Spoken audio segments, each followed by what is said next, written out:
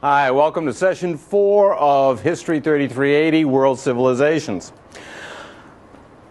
In the previous 2 sessions, what we've been looking at are, first of all, the interrelationship between ideologies, religions, and human societies in terms of challenging basic principles and values, searching for meaning of human existence, and legitimizing state power. We then went on and looked at social organizations and types of economic activity focused on trade in particular, because that becomes a real engine of change in the coming of modernity. But all of this up to now has been pretty much focused on the pre-modern world, the ancient world in many cases, to sort of set a baseline for what human societies were like before the coming of the modern age. Today we're going to take on a topic that provides the transition from looking at a pre-modern baseline into the early modern and the modern world. And it's the topic of epidemic disease, focusing on such fun things as slow, painful death and pandemics that killed tens of millions of people.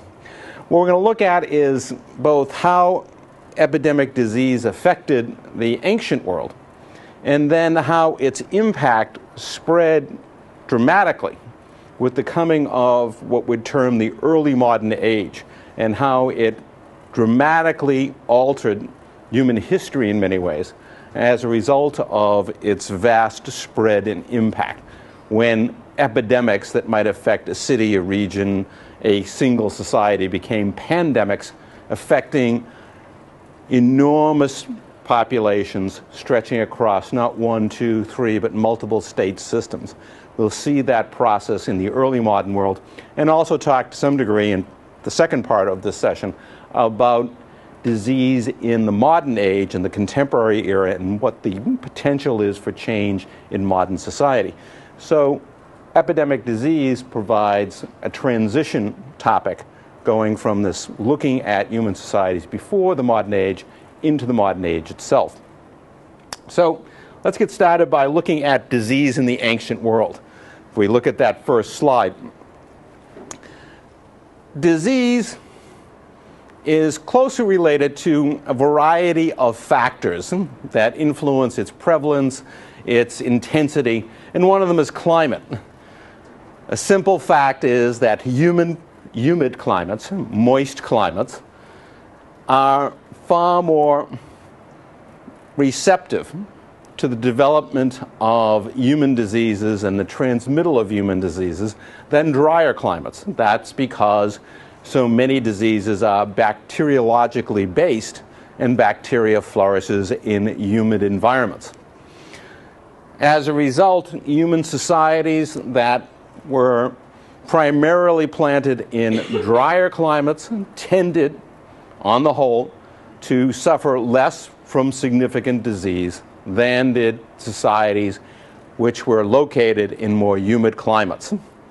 For example, if we take Central and Northern Europe as opposed to the Indian subcontinent, Central and Northern Europe, relatively dry, the Indian subcontinent, far more humid, hot weather, and as a result, significantly higher incidences of human disease in the Indian subcontinent versus Northern Europe, on the whole. At the same time, the fact is that people who grow up in humid climates and were therefore exposed more to disease also tended to be more resistant to disease as well. They would have fewer problems traveling to a drier climate than would people moving from a dry climate into a humid climate who had not been exposed to the same range of human ailments. Another factor that affected disease and its spread was the interaction between animals and human beings.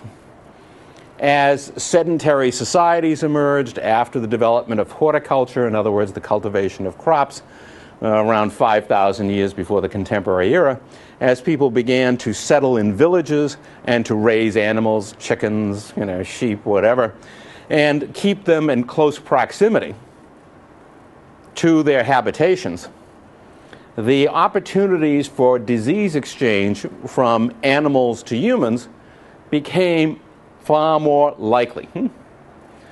the incidence increased significantly. What can happen is that a disease that is found only in animals can mutate and thereby migrate to the human species and become an equally deadly disease for human beings.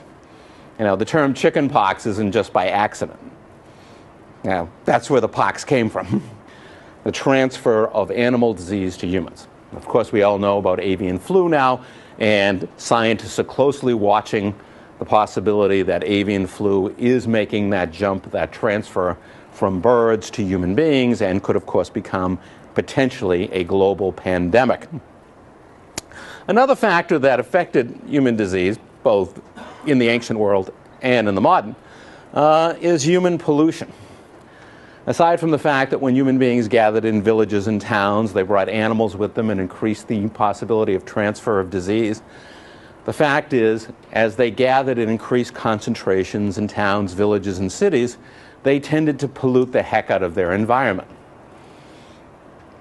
If you were thrown back in time to an early modern urban setting, let us say England in the 14th century, you probably wouldn't survive more than a couple of days walking around a city like London because of the wretched health conditions. Both human and animal waste lying everywhere, polluted water sources. As a modern human being, the fact is you have very few defenses to any of this stuff because you've been inoculated, because your water supplies are relatively clean. The conditions in urban areas in the ancient and early modern world were absolutely atrocious. There was little attempt to try to control this. So again, cities tended to be places, urban settings tended to be places where there were intense outbreaks of disease because of the high degree of human pollution. So we have all these factors weighing in favor of certain sites being areas of pollution, places where humans concentrated, places where humans brought animals, humid climates, all of these things brought them together. Urban populations and population density provided ideal environments for the growth of disease. And the fact is that if you look through the ancient and the early modern world, there is never a time where the populations of cities are growing naturally because of the birth rate. In other words, you could take any city in the ancient world, any city in the early modern world, whether it's in Asia, Europe, Africa, the Western Hemisphere, and if you cut off migrations of people from the countryside to the city and just left the city to grow based on the surplus of births over deaths, the city would disappear because death rates were always higher than birth rates in urban settings. They were just that unhealthy. And the reason cities grew was not because of a surplus of births over deaths, quite the opposite. It was because people did migrate into urban areas. That's where state systems were being created, that's where wealth was being generated, so people moved in there, even though they were incredibly unhealthy. One of the state systems about which we know a reasonable amount in terms of disease is the Roman Empire.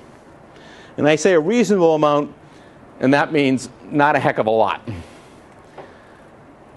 Generally speaking, there are a number of problems in trying to study disease in the ancient world. One is that people often didn't know what was going on, whether to even call it a disease. Secondly, diseases weren't given particular names. And third, oftentimes symptoms weren't described in whatever written records were left behind. In other words, they might talk about a great dying that occurred in some urban setting, but if you don't know, well, what were the symptoms? Did people have spots on them? Were people bleeding from their noses? Or what happened? Then you don't know what that disease is. You can only speculate, essentially. So it's true generally in ancient societies that we know relatively little about epidemic diseases within them because it's very hard to translate what few accounts we have into modern terms. Rome offers us some opportunity because of written records that at least indicate major epidemic outbreaks and at least some partial description of symptoms which we can at least try to translate into our understanding, our contemporary understanding of disease. One of the things about the Romans is that the Romans frequently interpreted the effects of disease as a blessing from the gods. This might seem a little strange at first. Their frequent experience was that when they invaded regions around the Mediterranean, they would often find their enemies dying off in large numbers before their armies even engaged them in battle. So the Romans took this as, of course, a blessing from the gods, that the gods had gone in and slain a large number of their enemies to make their conquest easier. In fact, what was happening is that the Romans were carrying disease, and they came from a relatively warm and humid area along the Mediterranean, into climes, drier climates, for example, in the Middle East, healthier climates in Northern Europe, where those diseases were largely unknown, partly because of climate, partly because the Romans, again, were coming from a concentrated urban population where disease was rampant. So what they took to be a divine blessing was, in fact, the march of an invisible army in front of them, their own diseases that were being spread ahead of them. And again, this is relatively easy. Many diseases are airborne. Many diseases are easily transmitted through even brief human contact. So it was quite possible for the Romans to be transmitting disease that would be moving ahead of them as human beings encountered the Romans and then moved back ahead of them, ahead of their advancing army, and spread these diseases into their own populations. So, and this was not uncommon. It happened to other ancient peoples as well, and they usually interpreted it the same way, as that this was a divine blessing. Of course, disease wasn't always a blessing for the Romans. They well knew that periodically epidemic disease descended upon their populations. For example, in the 3rd century of the contemporary era, we know that there was a massive outbreak of disease, we think measles and smallpox, in Rome that decimated the population. These diseases in particular tended to be cyclical, that they would sweep through the population, particularly taking a heavy toll among children. Then the disease would largely disappear for perhaps several generations. By the time the disease erupts again, there are relatively few people who have immunity to it, and another wave of epidemic disease breaks out and spreads through the population. We'll see exactly what some of the mechanisms of this are a little bit later on. But it was not unusual for the Romans to experience this kind of epidemic outbreak that would have considerable consequences for their populations. A later outbreak, what was known as the plague of Justinian, we think was bubonic plague. Bubonic plague has been around, as far as we know, back to the earliest periods of recorded history. And again, I'll talk a little bit about how its mechanisms work in a few minutes. But this had an enormous impact on the Roman Empire as it spread in the years 541 and 542 during the reign of the Emperor Justinian. It's estimated that 5,000 people a day were dying in Constantinople. Constantinople is basically the eastern capital of the Roman Empire. So 5,000 people a day. And this is at a time when cities numbered perhaps 10, 20, 30, 50, 100,000 people. It's also estimated that perhaps 25% of the population in the eastern Mediterranean, the eastern half of the Roman Empire, died in this 2-year period. So bubonic plague could have enormous demographic consequences, wiping out huge parts of the population, creating enormous disruptions in areas such as food production, military activities, etc. We also think bubonic plague struck China, particularly its coastal cities, around 762, and that it periodically revisited those cities over about a 40-year period. And again, this is not unusual either for plague, that its reoccurrence can happen time and time again over relatively brief periods. When we talk about the coming of the Black Death to early modern Europe, we'll see that literally for centuries, the bubonic plague would return time again.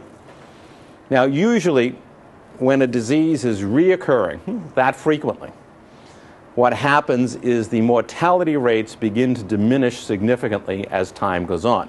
Again, I'll explain why that happens in a moment. But this was not unusual for bubonic plague to strike a major civilization and for it to reoccur a series of times, let us say, over a 50 or 100-year period. And we do know that these things happen, although in the case of China, we can't be absolutely sure that it was bubonic plague. We think it was, but descriptions are sketchy. There is no specific term assigned to describe the epidemic disease, nor were descriptions of symptoms in any way complete. Now,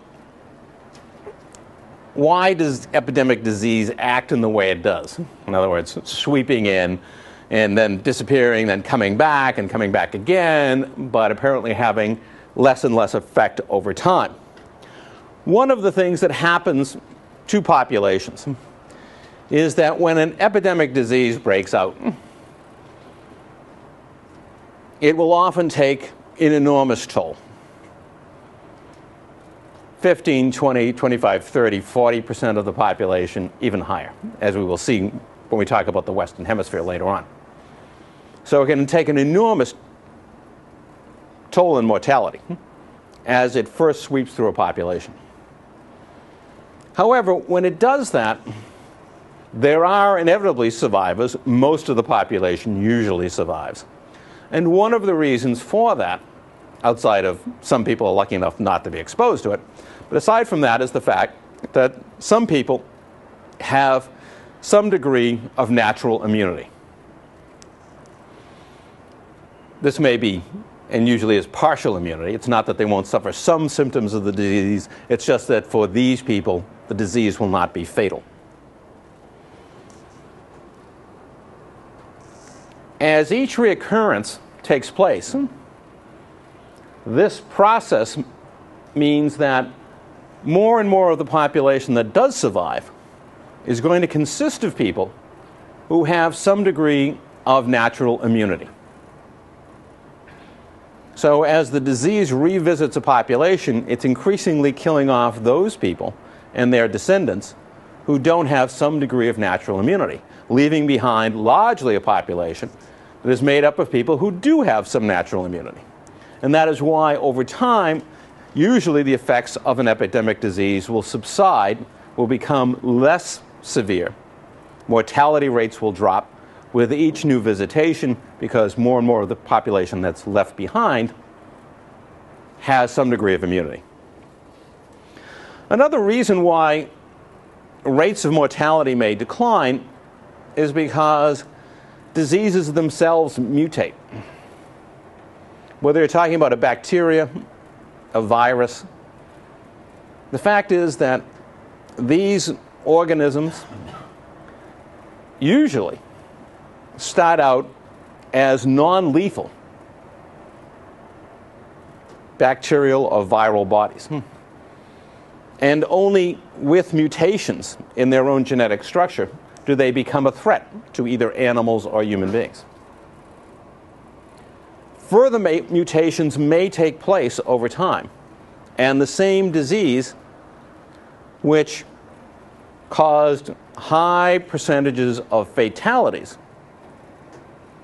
in its earlier iterations will cause relatively low levels of mortality in later visitations because the disease itself has mutated.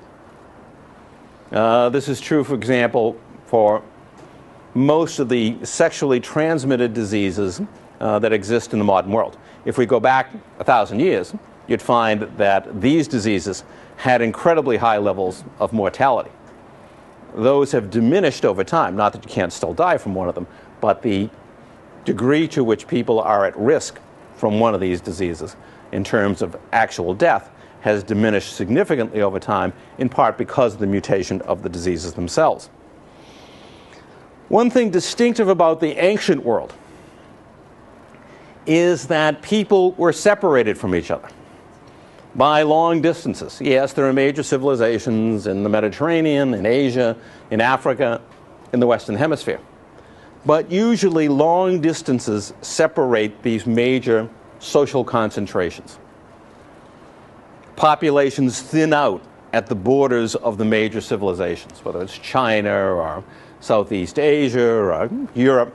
As you move away from, let us say, the shore of the Mediterranean, if you're going north, south, east, west, you wind up in the ocean. But as you move away from the Mediterranean, population densities drop. And with the fall in population density, so too the risk of transmission of disease falls as well.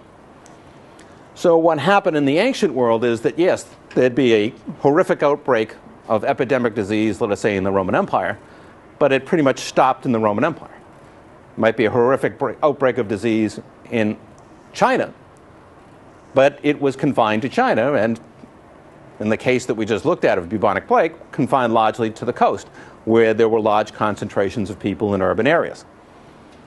So a saving grace of the ancient world was that, as devastating as epidemic disease might be, it did not translate into pandemic disease because the means by which it could be readily transmitted, interactions between human beings, interactions between animals and human beings, these possibilities were reduced significantly as you moved away from the major population centers, and there were vast distances between these groups. And, as we talked about before, in the ancient world, long-distance trade was extremely rare. It did occur, but it was exceptional for the reasons that we talked about before: difficult transportation facilities, banditry, etc. So it was unlikely that the movement of commodities over long distances was going to transmit these diseases and infect other large populations, at least in the ancient world. But that happy time of relative isolation was coming to an end as we get into what we describe as the early modern world. Two things were changing. One was the climate, and the other was the size and power of empires that dominated much of the human population. We've seen imperial systems already, but nothing like the ones that are going to emerge, starting with the Mongol Empire and then subsequent empires like the Ottomans, etc. That's going to change how far disease can spread.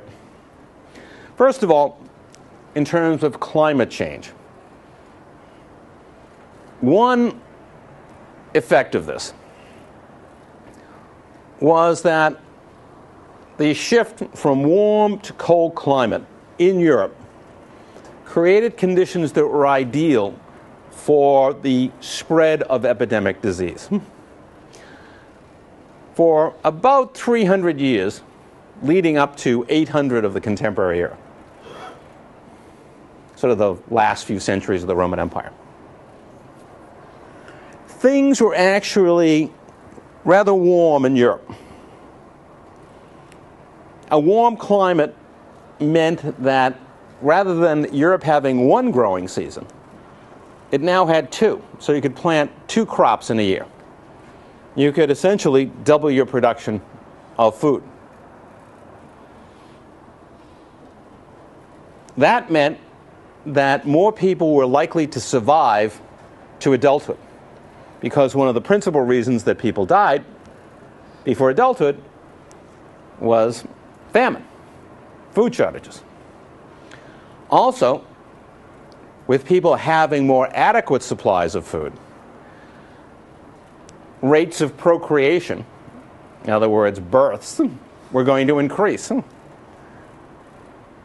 If you're running around all day trying to live on half a cup of grain, you're not really interested in procreative activities, put it politely. If you're well fed and feeling energetic, that's a different matter. So birth rates go up, and so do survival rates, when food supply becomes more than adequate for just bare human survival. And this is what was happening in Europe. So populations were growing. As the population grew, that meant, okay, now we need more food, because the good climate has provided more food. That means more people are surviving. The population has gotten bigger, and now we got to get more food. Well, what do? Well, for one thing, we start clearing land that we might not have used before. We fill in marshland. We cut down trees in the forest to open up more land because we get to grow more food. So we can have more children, so we'll need more food. Becomes a cycle. And this is what was happening in the centuries leading up to about 800 of the contemporary era. And things were going fine. And then the climate changed. About 800, the weather started getting cooler. And again, as we sort of know from our very contemporary experience, it's not overnight. You know, nobody notices, oh, gee, suddenly the winters are so much colder this year. It's gradual. It's a little bit, you know. It's 1 degree warmer now than it was 20 years ago. Doesn't seem like much. But what it means is that that second growing season is disappearing. Basically, in simple terms, it would suggest that as much as half of the food production was going to disappear.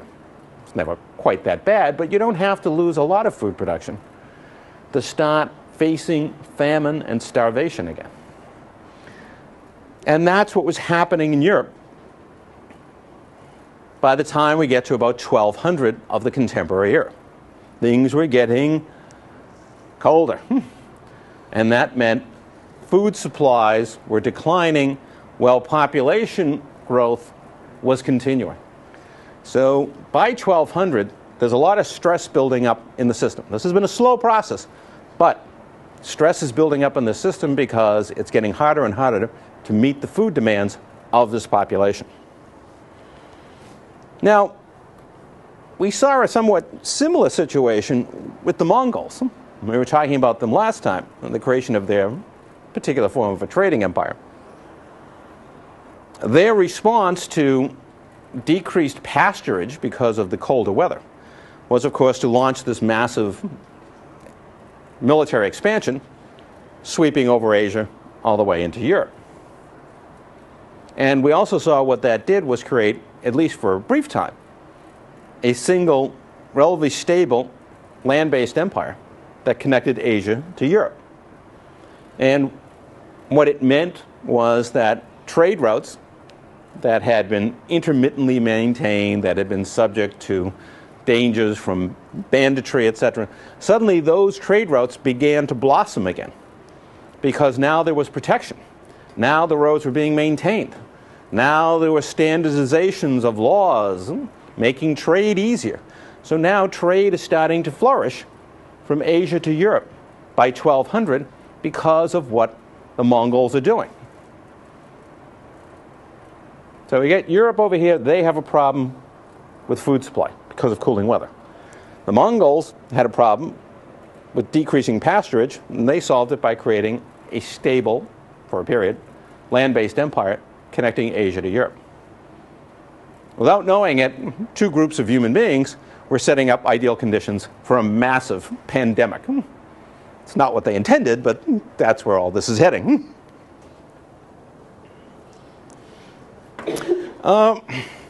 Besides human beings, other creatures were being affected by the cooler weather. If we look at the next slide and look at what I term the rodents of northern Asia. Cooler weather generally meant drier conditions, less rainfall. It has to do with things like the polar ice cap, you know, more water is freezing, less water in the ocean, less water to fall as rain. So the rodents of northern Asia were getting thirsty. They went looking for water. Now, of course, they don't quite get organized the way we do and pack up the family and go driving off somewhere to find a job in Florida or whatever. But they do begin gradually migrating in search of moister environments where they can find the water that they need. So it was gradually happening as the Earth's climate cooled and dried, was that the rodents were starting to move out of the mountainous areas in northern Asia down into plains areas, looking for this moisture that they needed.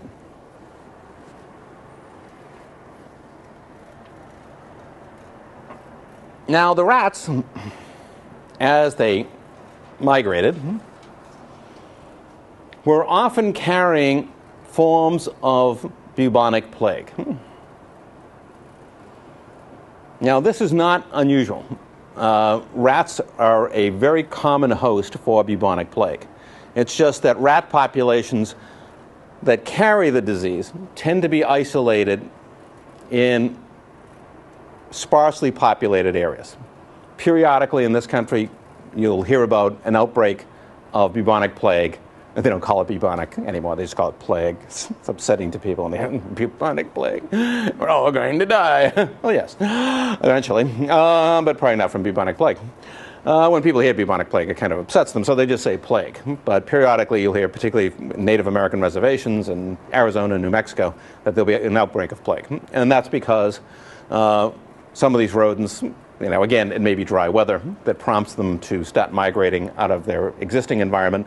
And when they come into contact with human populations are going to be exposed to what they commonly carry, which is bubonic plague. Now, of course, most people weren't running around picking up rats and, adopting them as pets. You're so cute. I love the way you rip into my arm. This is a big rat, man. And there can be some very big rats, trust me. I used to work as a janitor. I had to beat them off in the morning. I was responsible for burning the trash, and the rats were there in the morning having breakfast, and they'd see me come in and say, "Hey, wait a minute, we're not done." "Oh, yes, you are. I've got a shovel." So anyways, rats are usually not adopted by people as pets. However, so it's unlikely that people are going to get that close to a rat that they'll get bitten. But rats carry fleas. Fleas ingest the plague virus when they bite the rat. And then as the rat is traveling among human populations, the flea, not surprisingly, will jump off and go looking for another host, often a human being. Now, not to get too graphic here, but what happens with the fleas is that they themselves are seriously affected by the plague. And when they bite you, one of the things that it does is it tends to block their digestive tract. I know you're very concerned about this. Poor flea. Their digestive tract becomes blocked by the disease. And as a result, they too become thirsty. They go looking for something to feed on. And when they feed on a human being, what happens is they regurgitate the substance that's accumulated in their digestive tract into your bloodstream, and that's how the disease is passed. The flea itself is sick, and when it bites a human being, it passes the disease because the disease has blocked its digestive tract, and this is a way of relieving itself. Yeah, I know, all very wonderfully enticing. So this is the basic set of vectors that allow for disease to spread from rodents, fleas, and on to human beings. Now, bubonic plague has commonly been referred to as the Black Death, for a good reason, because people do kind of look black when they get it.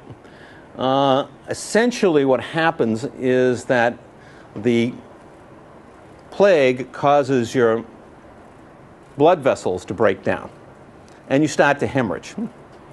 So you start to get black and blues. And of course, as it gets worse, it's a lot more black than it is blue. It's basically, essentially dead blood lying under your skin. So people would develop, first of all, bumps on their body because their resistance system would start swelling at the nodes. And they would also develop blackened areas of their body, particularly around their joints. That's where the term Black Death came from. Now, this version of bubonic plague is the type spread by rodents, by insect bite. But there is another form of the disease that doesn't require an insect, a flea, to bite you. It can also be passed to you in the form of pneumonic plague. You come up to someone who's getting sick. We've all had this happen, except people were passing colds, not the plague. And someone sneezes on you. And the water droplets from their orifice wind up on you. And you inhale tiny droplets.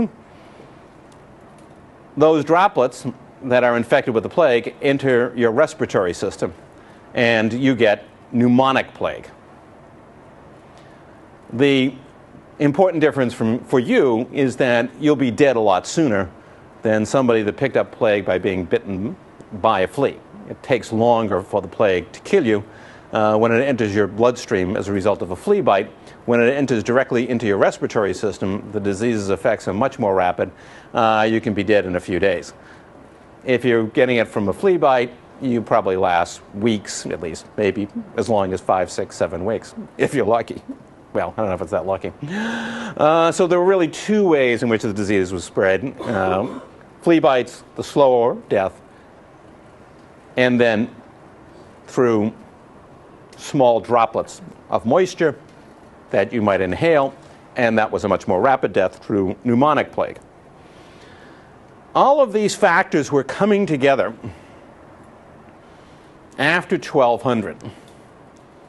We had dry weather in northern Asia, driving the rodents out with their disease. We had cooler weather in Europe, creating food shortages and a population that therefore was increasingly weak. And if you're physically weak, you're even less likely to survive a bout of plague. The healthier you are to begin with, the better your chances are. We have the Mongol Empire, created in part as a result of a response to climate change, which is creating the opportunity for rapidly expanding trade routes between Asia and Europe. Along those trade routes will travel animals, camels, horses, carrying the cargoes of trade.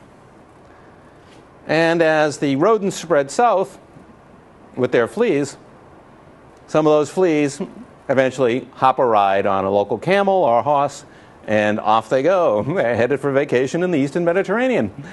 So these conditions between natural changes in climate, certain developments in human societies, such as the stresses on food supply in Europe, the expansion of the Mongol Empire, are coming together to create an ideal environment for an epidemic disease to spread rapidly from Asia all the way into Eastern Europe. Now,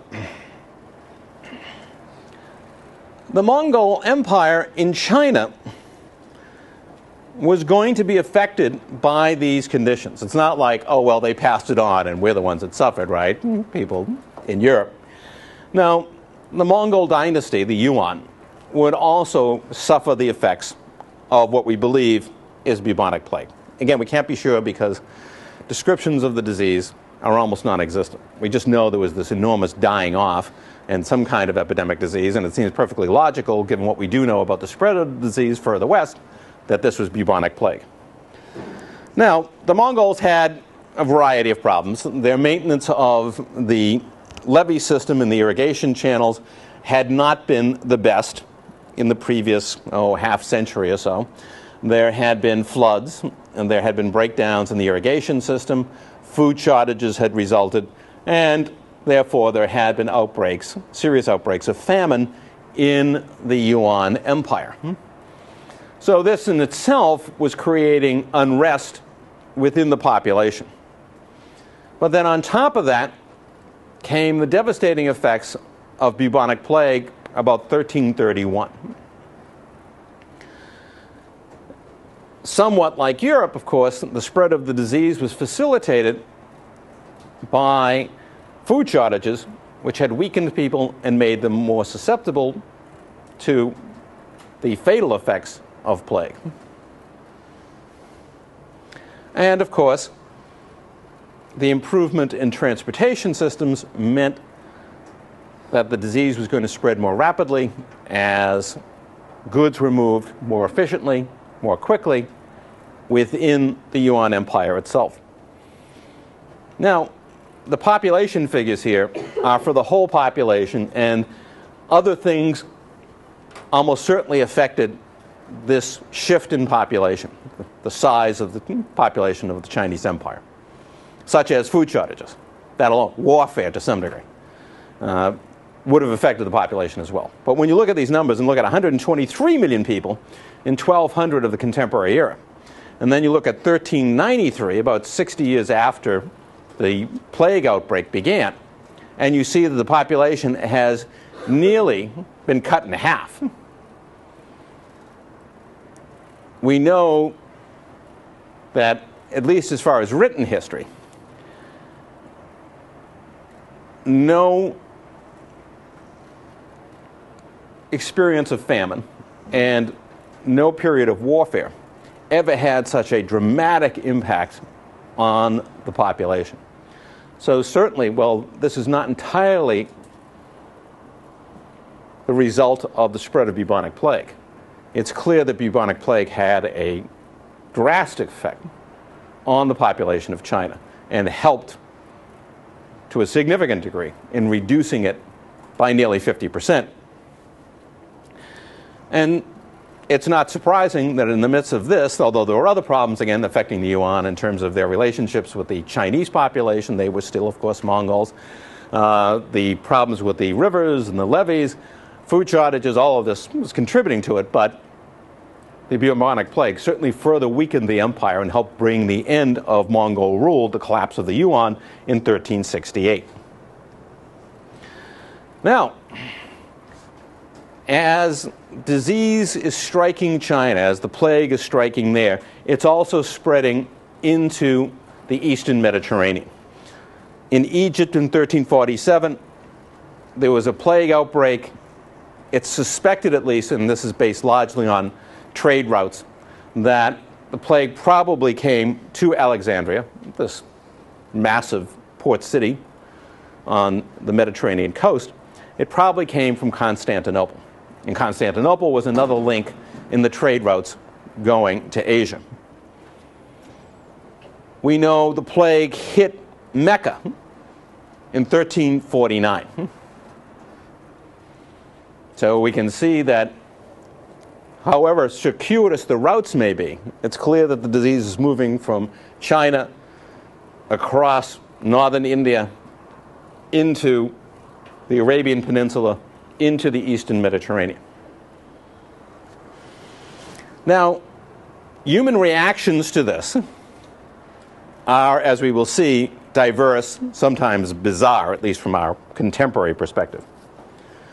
Human beings don't know anything about disease, really. Certainly not epidemic disease. They have no idea what causes it. And they have a variety of explanations, some of which, not surprisingly, are rooted in religious beliefs, because religion had played such a large role in human efforts to understand the natural universe.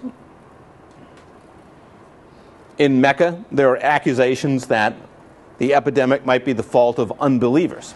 The presence of non-believers, non-Muslims in Mecca, it was claimed, could be the cause of this disease that is essentially a divine punishment. And as we will see in the West, there are similar and even more extreme responses to the impact of disease, because human beings don't know what they're dealing with. They have no explanation for it. They don't know how it functions. They don't know that it is a product of these particular conditions in the natural world. Now, as far as Europe, its experience of the Black Death begins, we believe, in the port of Kaffa, which is on the Black Sea, east of the Mediterranean. Kaffa was a port controlled by Genoese merchants, conducting trade with the local populations. In 1346, a Mongol army laid siege to Kaffa, seeking to drive out the Genoese merchants. It was a matter of a battle over control of trade routes, what it came down to. Now, as the Mongols laid siege to Kaffa, and what would happen, of course, in this age, in the early modern world, if you had a large city that was fairly well fortified, it was unlikely that an army could simply overrun it.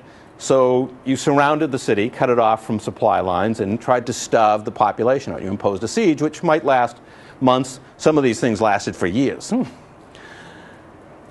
As they laid siege to the city, as they isolated it, the Mongols found that many in their own army were dying of this mysterious disease.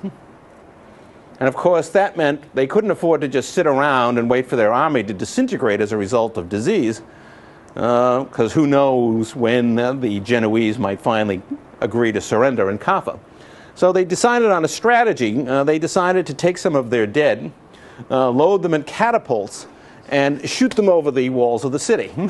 Here, have a couple of these. Human beings didn't understand, as I said, disease very well, but there was at least some idea that, look, if this is a dead, rotting corpse here, it's probably not a good idea to get very close to it, for a lot of reasons. So, by the same logic, it was probably not very good for the Genoese merchants to have dead corpses, well, dead, that's a redundant term, to have corpses flying over the walls. Something was bound to happen. Not very good for these Genoese merchants. And indeed, that's what did happen. The plague began spreading through the city, and the Genoese decided to jump ship, so to speak, at least jump out of the port and into their sailing vessels and head back to Italy. Along the way, the merchants and their crews died off. Some of the vessels wound up off the coast of Italy. They were described as ghost ships because everyone on the ship was dead. On the other hand, the ship's holds were filled with valuable cargo, like silks from Asia. So, being practical, the Italians towed the ships into port so they could sell the cargo. When they got to port, of course, the rats started climbing off the ship. Thanks, had enough. Spreading into towns and bringing with them fleas, who were, of course, carrying bubonic plague. Now, this is a true story, but obviously it wasn't the only way in which plague was spread into Europe. But it's one way that we do know that plague certainly was brought to Europe. And we can see very clearly how long-distance trade routes are serving as a critical factor in facilitating the spread of this disease. You know, we have people dying in China at the same time that people are dying in Europe, essentially of the same disease, and basically at the very same moment. All because it is so easy for epidemic disease to now move with great rapidity across long distances because of trade and stabilized trade routes. Very quickly, the major merchant centers of Italy, in Genoa, Venice, towns in Sicily, were devastated by the Black Death. There were a lot of reasons why the Black Death had drastic effects on the health of the European population. One we've already described. There were a lot of hungry people. There were a lot of people near starvation in Europe by this time because of the colder weather. There had been an inability to expand food supply. Food supply in some cases was declining. Population levels could not be sustained. So lots of people were hungry. They were weakened by that situation.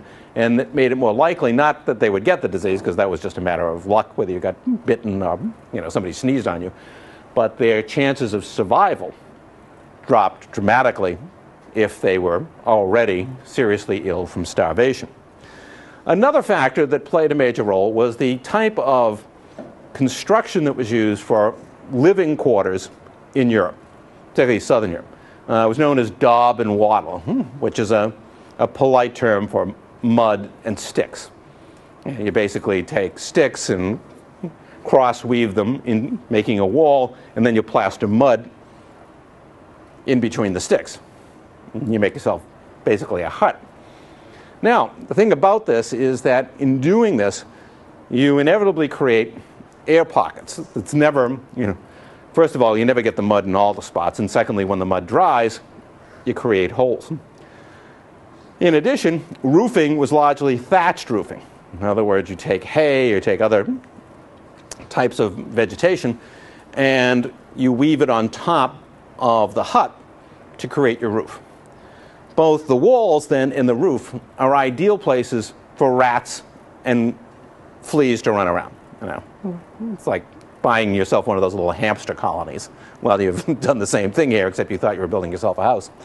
So the types of housing that Europeans lived in made ideal environments for both the rats and the fleas to flourish. Furthermore, there had not been an outbreak of plague in Europe for hundreds of years. So if in fact in the past a significant number of people who survived earlier plague outbreaks had come to be a significant part of the population, that was no longer the case. There was no longer any guarantee that those were the particular people who would survive and produce the next generation, because there was no threat of plague. So the immunity that develops and that is spread among the population tends to diminish over time if there is not a reoccurrence of the disease. You have an influx of people coming from various parts of the world who have not been exposed to plague, and now suddenly this population, which probably has a relatively small percentage of people who have a natural immunity, suddenly this population is going to be exposed to a total outbreak of the disease. Now, the short-term toll in terms of decline in population between 1346 and 1350, the first major outbreak of plague in early modern Europe, was about 1/3 of the population, about 33%. Again, it's an estimate. We will never know for sure because we don't have population figures that are that accurate.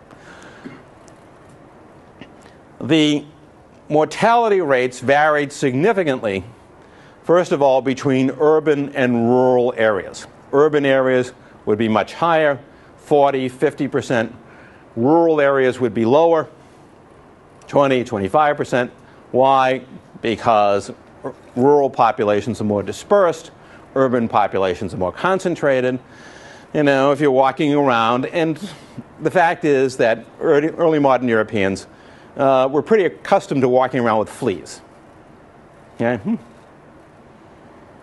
Most Europeans would sort of have the same appearance on their skin as your dog would have before they invented those nice pills that you can stick down his throat, so he doesn't get fleas all the time. There'd be fleas crawling. If you walked up to, let's say somebody in Venice in 1300 and shook hands with them, you'd probably find yourself scratching because they had fleas. So if populations are concentrated, people are used to having fleas around, and it's going to be very easy to transmit the disease that way. And of course, if you're in a crowded area, you're walking along a town street, somebody sneezes, they can infect 3 people in a split second. Out in the rural areas, population's dispersed, less concentrated. Just a question, did the people ever eat the rats? Because they were Did they eat the rats? So that also caused the spread of the disease? No, they did. That was not widely common, let us say. There was, some eating of rats. Look, people eat anything when they get hungry. But as far as we know, it wasn't a major means for transmitting the disease. Most of it was by flea bite and by sneezing. But you're right, some people probably did get infected that way. Or maybe they just wanted to die because they were so hungry anyway. I'll eat a rat and get it over with. Speed up the process. So we have differences between urban and rural areas for the simple reason that population is more dispersed in the rural areas. Another factor that it would affect it would be trade routes. If you looked in Europe at where the major trade routes went between, let's say, Italy and up into northern Germany and off into France, you follow those routes, you'd follow the routes of the disease. With the greatest outbreaks were along those routes, and particularly in the urban areas. Climate made a difference. Population losses were lower in the cooler climates. Why? Fleas don't do as well in the cold. They don't have little coats they can put on. Cold, man. And they naturally tend not to enter colder climates. I mean, it's not like they're that smart. They're not watching the Weather Channel, but, it's just like you don't find certain kind, like St. Augustine grass. If you go up to North Dakota, people, you don't find St. Augustine grass because it's too cold for it to survive. Well, fleas are the same way. So colder climates, lower population losses, in part because fleas were less likely to spread there. Now, although these things help us generally explain where the concentrations of mortality were highest, there are some odd realities, the most important of which is that in the midst of great dyings, well, let us say in a particular province, you might have a tremendous mortality rate, 50–60% of the population dying off. Maybe it's right in the middle of two intersecting trade routes, so it's really getting dosed with plague. And yet there, in the midst of all of this, will be a village or a town where virtually no one's dying. No one. The reason for this, and this has been under study in recent years, is that these people shared a common genetic trait which gave them immunity. And of course, in towns and villages in the early modern world, there was frequent intermarriage. The population usually was intermarrying, so most people would share that common genetic trait after a few generations. So you get these odd situations where these groups of towns or villages seem to be spared any of the effects of the plague. And it's largely, we think, because they happen to share a common genetic trait that made the population as a group resistant to the disease. Now, in Europe, as elsewhere in the world, people had no idea what was really causing this. In Europe, where there was strong bias against Jews, strong anti-Semitism, there were claims that, well, the Jews are polluting the well water. It's a conspiracy to kill us off. In other cases, it was seen as a punishment sent by God for the evil behavior of human beings. This was a punishment from the divine. And not surprisingly, many people, believing that, prayed for deliverance, that God would, forgive humanity and relieve the population of this suffering. So this was a common response. How do we cope with this devastating disease? We pray that God will forgive us and relieve us of this enormous burden. Practically speaking, the score, by the middle of the 14th century was plague 10, medical knowledge, nothing. People just didn't know what caused the disease or what to do to treat it. The most effective method was quarantine, essentially isolating people. I mean, there was a certain logic to this, and it seemed to work, so when it worked, people did more of it. Meaning, you isolated people. For example, if there was an outbreak in a small village, the local authorities might isolate that village, cut off the road, set up barricades, prevent people from leaving the village. Meant they were all left to die. On the other hand, towns that were relatively free of disease would prevent anyone from coming into the town. Again, there'd be barricades set up, but this time not to keep people in, but to keep people out, because if the population was reasonably healthy, you wanted to keep people away. Within the town, when the disease did break out, quarantine meant isolating people. This usually meant taking people to buildings that were used as, you might consider them early hospitals, but they're really places to go and die. But the main purpose was to get you away from other people in your family, your neighborhood, to isolate you with others who had the disease to hopefully prevent the effects from spreading. However, no one really knew how to predict the onset of the disease. And, it was until you actually started feeling ill, there was no way to tell whether you were in fact were a carrier. And on the other hand, it was hard to tell in a town when the plague was subsiding and when you could ease up on the quarantine. So these limited the effects of quarantine, particularly the fact that you didn't really know, when people were starting to get sick. And by the time you did know, obviously the disease was already spreading and quarantine would have limited effect. A common practice that came up was flying a black flag over a town that was infected to warn off travelers and to warn off returning residents. So the black flag as a sign of death really comes from this period of the Black Death, when it became a warning to people that a town, a village, an urban center was infected by disease. And when the disease had passed, the flag would be lowered, based on practical knowledge that there were very few deaths still occurring in the village. Another thing that happened was that sometimes to quarantine people, you simply walled them up in their home. How much of this occurs, hard to say. Edgar Allan Poe loved the idea. You're walled up, you're going to die in your house. But some of it did occur. That they went in and when they said quarantine, they meant permanent. We're bricking up the door. And because people were so fearful, even the idea of transporting people became a real threat. I mean, it was hard to get anyone. There were no public health services. So to get anybody to go and get someone and say, oh, take them to the dying house over here, people were reluctant to do that. So sometimes the only alternative was, well, you don't have to go in, just brick up the door or barricade it so they can't get out. And then we'll see what happens. And of course, the burying of the dead became another major problem because, again, you had to pay people, and most people were very skittish about picking up dead bodies, knowing pretty well that that was probably going to transmit the disease to them. It became common to dig mass graves at this time because of the huge numbers of dead.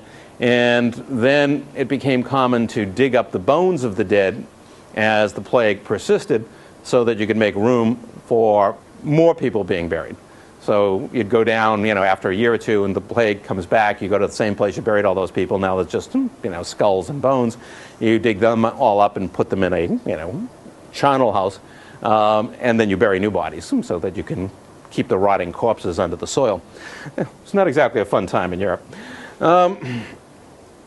Again, isolation hospitals, a way of keeping the infected apart from the rest of the population, one of the few ways of doing that. Ships were commonly quarantined.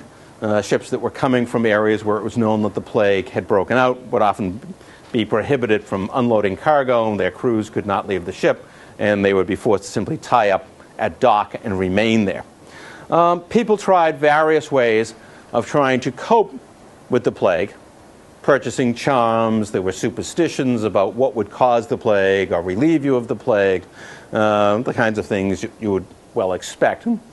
Something else that occurred was a movement of flagellants. These were people, this started out essentially as a religious movement, groups of people who would take it upon themselves to sacrifice in the hopes that their sacrifices would appease God and restore health to the population. They specifically began focus on whipping themselves. So they would, and they became, these emerged as essentially brotherhoods of men in particular, though some women were involved. They would roam from town to town and whip themselves as a form of self-punishment and hoping that their sacrifice would appease God. And along the way, earn them a meal from the local village. Hey, see what we're doing? Trying to get fed here. The flagellants started to get out of control because they started also claiming that certain groups of people were responsible for the plague and threatening to kill them. So eventually the authorities moved in and just killed all of the flagellants because they were becoming a disruptive force. Something else that happened during the plague was that country homes became especially popular during the era of the plague. because the people with the wherewithal to do it would move out of their urban residences and into the countryside, because it was quickly realized that the disease spread much more slowly in rural areas than in urban areas. The problem is, when you went to the country house, you had to try to figure out when was it safe to go back to the city, because your livelihood was almost certainly there. We're talking about merchants and artisans and so forth. And this was a very inexact science, as I suggested. So one method that was used was to pay a widow to go live in your house. There were lots of widows, because lots of men had died, and these women were without financial means to support themselves. So they would be willing, for a relatively small amount of money, to go live in your house. And after a few weeks, if the widow was still alive, you knew it was okay to go home. If she was dead, right, if you're dead. If she stopped sending you little notes, you knew that she was dead, and you probably had to wait a little longer to go home. Note from Mom. Send your mother-in-law over there. Please. But it was fairly common practice among those who could afford to have a country home as a way of ensuring themselves that their home, at least, was relatively safe to return to. Now, with all these gruesome things going on, and at least a third of the European population dying just in the first outbreak, there were, as you can imagine, consequences.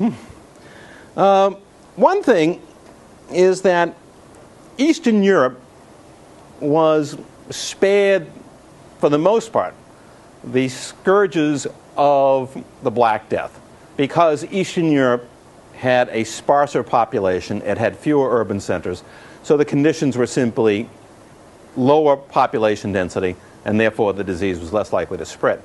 It's something important to remember, because later on we're going to look at the eastern half of Europe.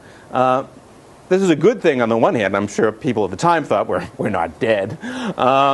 On the other hand, it meant that Eastern Europe was not going to undergo the same dramatic changes that Western Europe would, changes that were in part set off by the Black Death. You know, we all think that epidemic disease is just a bad thing, but trust me, historically speaking, it's got its positive side. One of the positive things that happened in those areas severely hit by the Black Death was a weakening of feudalism, specifically the form of feudalism that existed between lords and peasants. In other words, the knights in the countryside who controlled populations from the manor house, peasants who had sworn their loyalty to them, who provided work on the manor for the knight or the lord, and who provided military service when he needed it to combat his enemies. This system began to break down because, although rural population declines were lower than those in the urban areas, there were still significant declines, 20% or more. That meant there were fewer peasants, and that meant you had to try to keep the peasants on your land. You had to treat them better, because if you didn't, they'd take off. Because there were areas in Europe where whole villages, valleys were totally depopulated. So there was land just there for the taking. So in many cases, a peasant didn't necessarily have to put up with your demands anymore. You know, he didn't have to fulfill his side of the bargain anymore if he could take off and find land somewhere else to work. So it actually weakens the system of feudal control that existed in Europe at this time because of depopulation. Something else it did is it actually raised wages for people in urban areas. This is because many of the people who died were among the working class, the artisan class, and so there was a relative scarcity of workers as well in urban areas. So actually, living conditions for the urban population, the lower classes, improved because there were fewer of them. And therefore, wages, well, their incomes would increase because of labor scarcity. It's a heck of a way to get labor scarcity, but it, again, positive effect. Another thing it did is it helped save the environment. We might think about this in terms of global warming.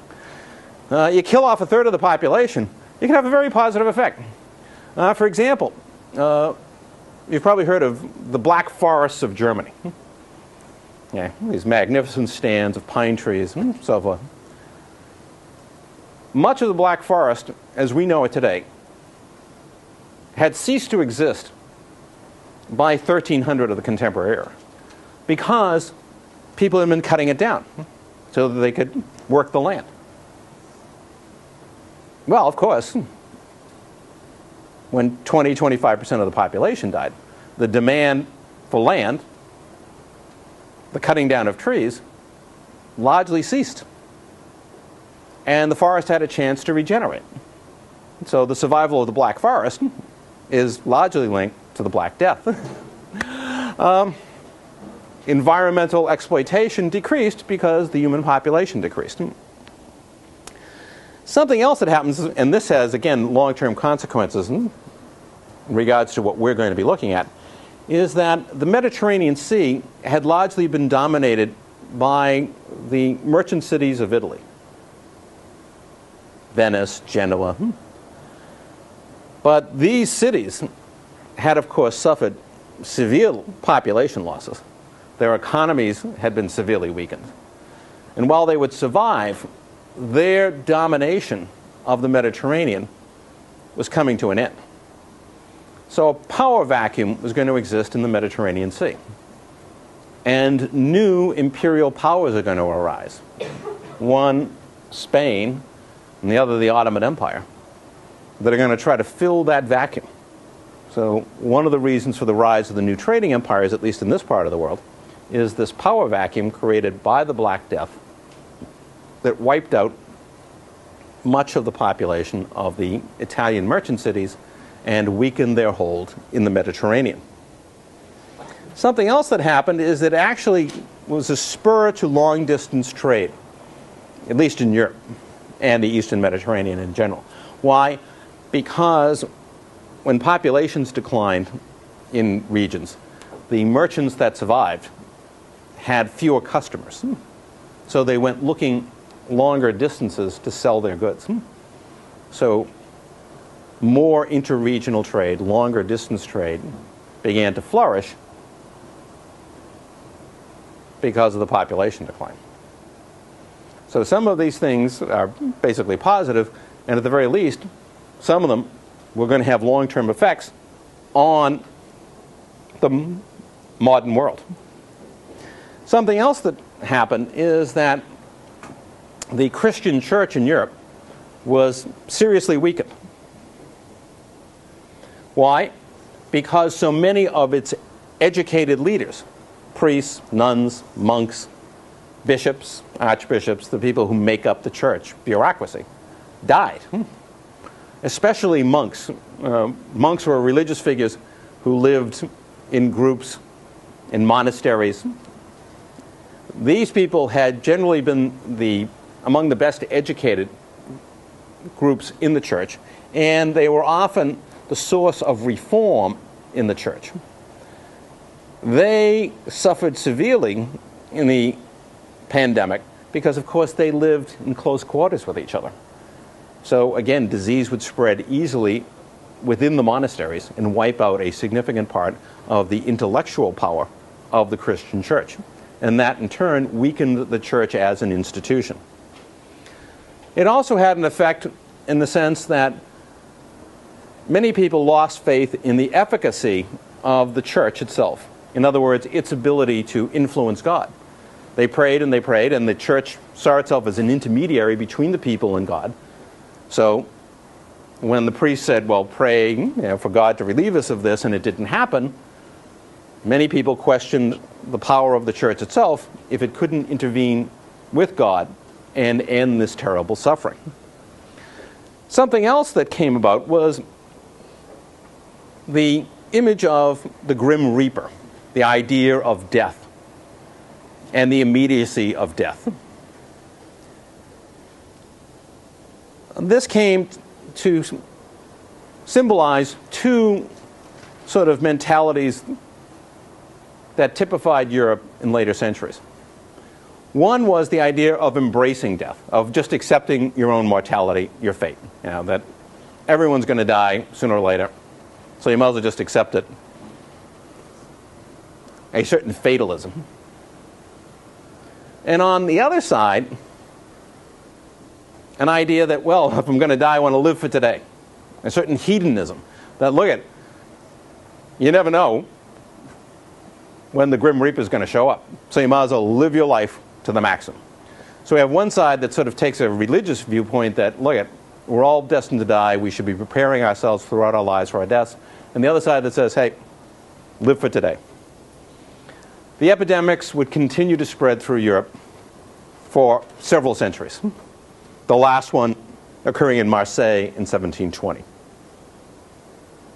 But by that time, Europe had been dramatically transformed, as had much of the world, by bubonic plague.